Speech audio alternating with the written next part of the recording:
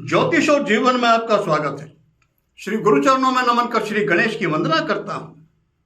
व्यक्ति किसी भी क्षेत्र से जुड़ा हो, आध्यात्मिक क्षेत्र से या इस भौतिक सांसारिक जगत से, हर व्यक्ति अंतर में, चाहे वो स्वीकार करे ना करे, शक्ति चाहता है, सामर्थ्य चाहता है। किसी को धन की शक्ति चाहिए, किसी को सिद्धि की शक्ति चाहिए, किसी को राजनीतिक पद की शक्ति चाहिए, उसके साथ भी तो शक्ति जुड़ी होती है। हर व्यक्ति शक्ति का पुजारी, यह सत्य है, हो भी क्यों ना। भगवान शिव जिन्हें महादेव कहा गया, उनमें से उनसे भी यदि शक्ति तत्व को अलग कर दिया जाए, शिव से यदि ईकार जो शक्ति का प्रतीक है उसको हटा दिया जाए, तो वो भी शव रह जाते हैं। इसीलिए आदि गुरु शंकराचार्य वो कहते हैं, देव अपराध क्षमापन स्तोत्र में भगवती दुर्गा को, उनको आह्वान, उनका स्वरूप उनके सामने उनसे कहते हैं, निवेदन करते हुए कि आपके साथ पाणी ग्रहण होने के कारण ही भगवान शिव शिव हैं, वरना उनमें क्या है। वो तो शमशानवासी नग्न रहते हैं, सर्प लपेट रखा, राख लपेट रखी, क्या है उनके पास, कुछ नहीं। लेकिन फिर भी वो जगदीश कहलाते हैं। आपके साथ विवाह होने के कारण उन्हें ये महत्व प्राप्त है। इतना महत्व है शक्ति का। मैं आज आपके सामने जो बोल रहा हूं, जो भी कुछ, भगवती दुर्गा की ही कृपा, उन्हीं की कृपा से, वरना आज तक, अब तक तो मैं बैठा ही नहीं होता, जीव इस संसार में नहीं होता। ये उनकी कृपा, इस बात को मैं स्वीकार करता हूं। और जो कुछ गुरु कृपा से, अध्ययन से, जो भी कुछ पिछले वर्षों में मैंने कई लोगों के साथ किया, तो बहुत कुछ बोला, बताया, और जो अनुभव है कितने ही वीडियो में मैं बता चुका हूं, बोल चुका हूं।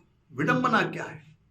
विडंबना ये है कि आम जन को चाहते तो हैं कि हम भी करें कुछ उपासना, हम भी प्राप्त करें ऊर्जा, हम भी चाहें, सामर्थ्य चाहते वो हमें भी प्राप्त हो।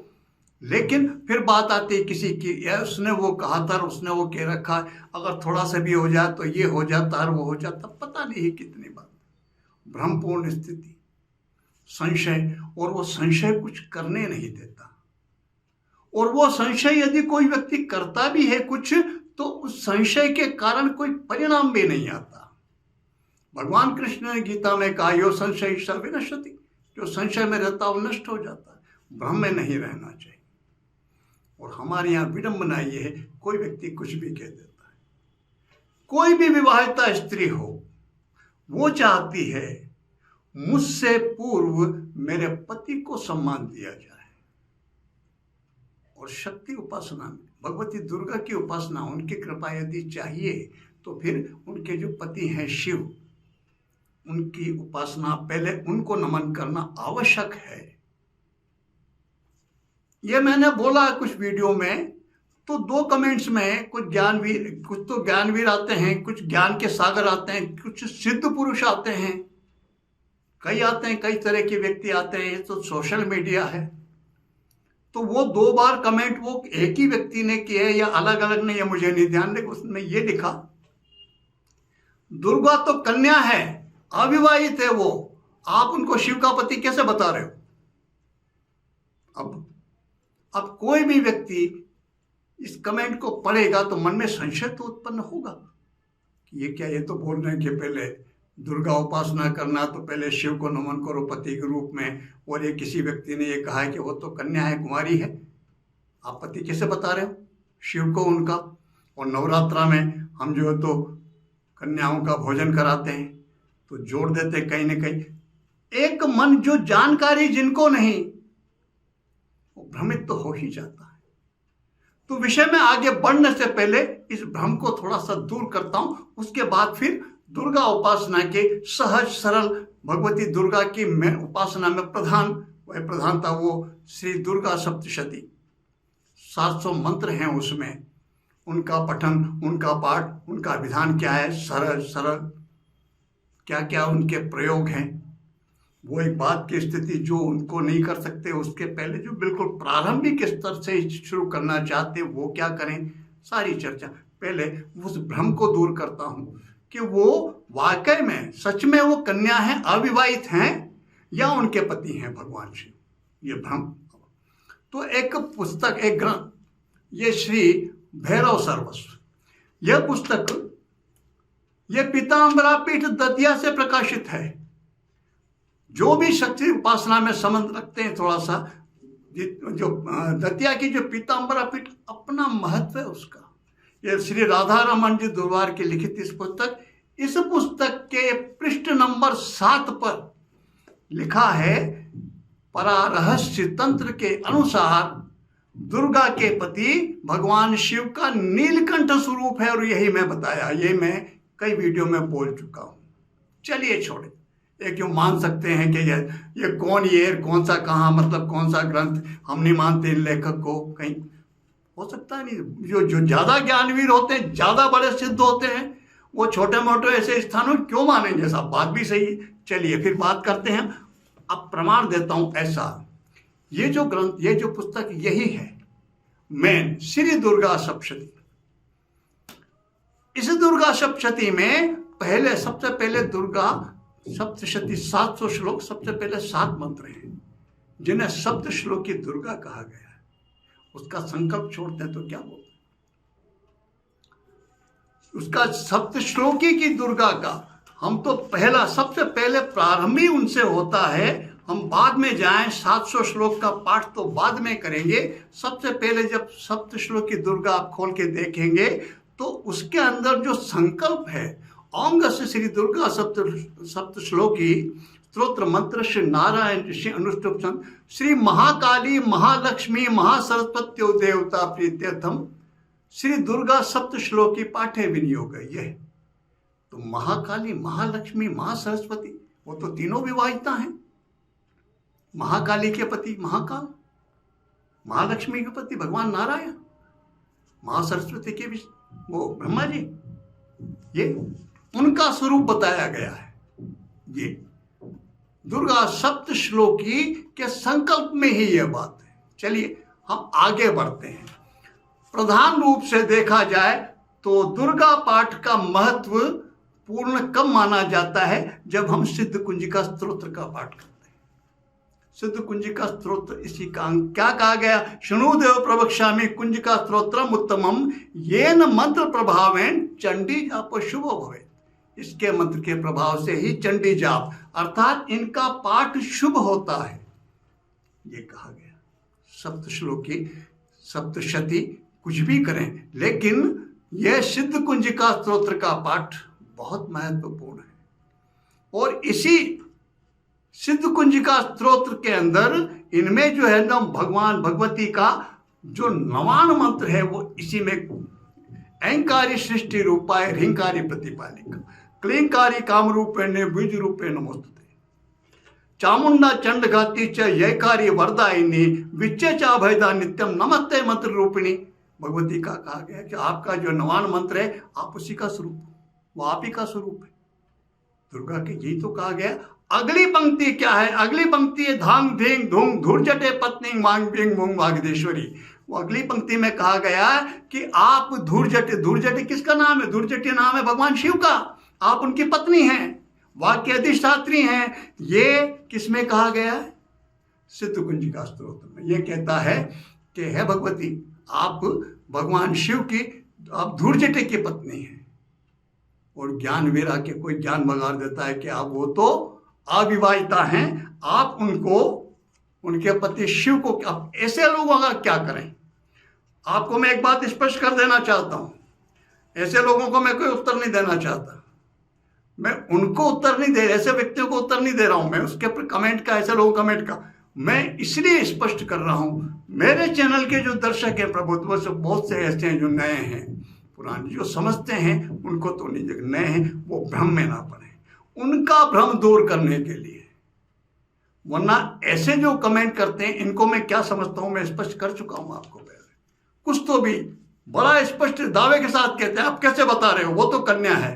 अरे जानकारी ये नहीं पढ़ी तेने तो इसमें मेरा कसूर है क्या? ये पुस्तक ही बता रही है कि वो कौन है, क्या है। देव अपराध क्षमापन स्तोत्र का जो 7वां श्लोक है वो स्पष्ट कहता है कि मैं मंत्र यंत्र तंत्र ये कुछ नहीं जानता। और भगवान शिव वो क्या है? वो तो शमशान में रहते हैं। क्या है उनका अस्तित्व आपके बिना? लेकिन फिर भी उनका जो महत्व है, इतना प्रभाव जगत में, वो आपसे विवाह के कारण। और स्पष्ट फिर 10वां जो इसी का देव प्रबंध स्तोत्र में 10वें में कहते हैं जगदम्बा मात, वो जो 10वें में बोलते हैं 10वें श्लोक में वो कहते हैं कि हे दुर्गा, स्पष्ट कहा है माता दुर्गे करुणा सिंधु महेश्वरी। माता दुर्गा 7वें में कहते हैं कि भगवान शिव को अगर कोई महत्व है तो आपके साथ विवाह होने के कारण। और 10वें श्लोक कहते हैं माता दुर्गा मैं विपत्तियों में फंसकर आप जो आपका स्मरण करता हूं। ये आदि गुरु शंकराचार्य, ये सब इनको किसी को नहीं मानेंगे हम पढ़ेंगे नहीं, जानेंगे नहीं, समझेंगे नहीं, और कोई कुछ कर रहा वहां जाके ज्ञान बगाड़ देंगे। आप कैसे विवाहित, आप वो कन्या हैं, कुमारी, आप कैसे बता रहे हो, कैसे नहीं बता रहे। हमें यदि हमको हमारे सनातन संस्कृति को समझना है तो 4 पुस्तकें श्री दुर्गा सप्तशती, ये एक नित्य कर्म पूजा प्रकाश एक पुस्तक, ये एक श्रीमद् भगवद गीता और एक श्री रामचरितमानस तुलसीदास जी की। ये 4 पुस्तकें तो कम से कम होनी ही चाहिए, और केवल होनी ही नहीं चाहिए, इनका हमें अध्ययन भी करना चाहिए। अगर हम इनको भी थोड़ा पढ़ लेते हैं ध्यान से तो ऐसे ज्ञानवीर जो आते हैं वो किसी भी माध्यम से आए, फिर वो किसी भी माध्यम से उनकी जानकारी हमको चाहे प्रत्यक्ष मिले चाहे किसी के माध्यम से, हम भ्रमित नहीं होंगे। भ्रम में रक्षा होगी। भ्रम घातक है, अहित करता है, नष्ट कर देता है भ्रम। तो ये बहुत आवश्यक है। अगर कोई व्यक्ति चाहता साधना, वो ये समझता है कि आज तक मैंने कुछ नहीं किया और मैं भगवती की कृपा की बहुत आकांक्षा, लेकिन बातें इस तरह की होती हैं, कोई कह देता है कि थोड़ा सा ये हो जाए तो वो हो जाता है, थोड़ा सा वो हो जाए तो वो हो जाए, फिर क्या करूं? कुछ भी भयभीत, कहीं भी कोई भी प्रकार, किसी भी प्रकार के भ्रम में पड़ने की कोई आवश्यकता नहीं। गुरु के बिना नहीं करना चाहिए। मैं कितने ही वीडियो में बोल चुका हूं, इस तत्व पर बहुत विस्तार से बोल चुका हूं, मैं फिर बोलता हूं। कोई गुरु नहीं मिल रहा, कहीं से भी कोई माध्यम हमको कहीं से भी विधान मिल जाता है, भगवान शिव को ही गुरु मान ले, आदि गुरु, उनके समान कोई गुरु नहीं, उनको ही गुरु मान ले। गुरु रूप में भी उनको स्मरण कर लें। सबसे पहले गुरु स्मरण होता है साधना के क्षेत्र में, उसके बाद गणपति स्मरण होता है। ऐसा क्यों, ये भी मैं वीडियो में स्पष्ट कर चुका हूं। तो सबसे पहले भगवान शिव को गुरु रूप में स्मरण करें, फिर भगवान गणपति को नमन करें, और फिर भगवान शिव का नमन करें। उनके जो नीलकंठ स्वरूप है उनका ध्यान करके, नमन करके, फिर दुर्गा चालीसा के पाठ करने का नियम बनाए। 1 पाठ, 3 पाठ, 5 पाठ, 7 पाठ, 9 पाठ, जितने भी हम कर सकते हैं वो नियम बनाए। भगवती दुर्गा मातेश्वरी वो किसी का कोई काम नहीं करती, उन्हें करने की आवश्यकता भी नहीं है। वो तो सर्वोच्च शक्ति हैं, वो तो कृपा करती हैं, और जिस पर उनकी कृपा हो जाए फिर उनके सारे कार्य करते हैं श्री भैरव, बटुक भैरव बालक, उनके पुत्र कौन है, बटुक भैरव, वह करते हैं। इसीलिए तो हर दुर्गा मंदिर में भैरव जी का, बटुक भैरव का चबूतरा आपको अवश्य मिलेगा। कारण ये है। तो हमको भगवान शिव को नमन करके, हमने आज तक कुछ नहीं किया, हम चलेंगे, आगे बढ़ेंगे, लेकिन प्रारंभिक चरण है हमारा, और हम शक्ति उपासना करना चाहते हैं। भगवती कृपा के, मातेश्वरी की हम कृपा प्राप्ति चाहते हैं, क्योंकि वो तीनों का सम्मिलित स्वरूप हैं। भगवती महाकाली वर्चस्व देती है, भगवती लक्ष्मी हमारी आवश्यकताओं की पूर्ति अनुसार हमको धन प्रदान करती हैं, भगवती सरस्वती बुद्धि विवेक की अधिष्ठात्री देवी हैं, वो ज्ञान प्रदान करती हैं। तीनों का सम्मिलित स्वरूप भगवती वो दुर्गा। तो श्री दुर्गा चालीसा का पाठ से प्रारंभ करें। 1 पाठ, 3 पाठ, 5 पाठ, 7 पाठ, 9 पाठ, 11 पाठ, हमारे जितनी हमारा समझ, जैसी हमारी आस्था वो, और उसके बाद ओम श्री बटुक भैरवाय नमः। इसका कम से कम 11 बार, अगर एक माला कर सकते बहुत अच्छी बात है। यह नियम नहीं, यह तो इस तरह हम प्रारंभ करें। यह प्रारंभ करने के बाद फिर हम आगे बढ़ेंगे, तो फिर आगे जब बढ़ेंगे तो हम फिर दुर्गा सप्तश्लोकी पर जाएंगे, और सप्तश्लोकी के पर कुछ समय करने के बाद फिर सप्तशती। तो सप्तशती के कई विधान हैं। सप्तशती का पाठ सीधे सहज करने में थोड़ी सी कठिनाई महसूस हो सकती है, करना है, लेकिन असंभव मान के न चले। सब कुछ संभव है, हमारा संकल्प प्रगाढ़ होना चाहिए। हम पहले से सोच के चलें कि ये मुझसे नहीं हो सकता, तो नहीं होगा, निश्चित ही नहीं होगा। और हम मान के चलें कि ये मैं कर सकता हूं और मुझे करना है, तो अवश्य होगा। तो हम बाद में सप्तश्लोकी सप्तशती के पाठ पर हम बाद में जाएं, हम इससे प्रारंभ करें। तो तब तक, जब तक हम दुर्गा चालीसा का पाठ कर रहे हैं, हम प्रैक्टिस करें। हम श्री दुर्गा सप्तशती के पाठ का नीचे अर्थ भी पढ़ेंगे, समझेंगे, तो संस्कृत में ऊपर जो लिखा है, जो भी कुछ छपा है, वो समझने में आसानी, उससे उसके उच्चारण में भी मदद मिलेगी। लेकिन पाठ तो मूल ही होगा। हिंदी के अर्थ पढ़ने से काम नहीं चलेगा।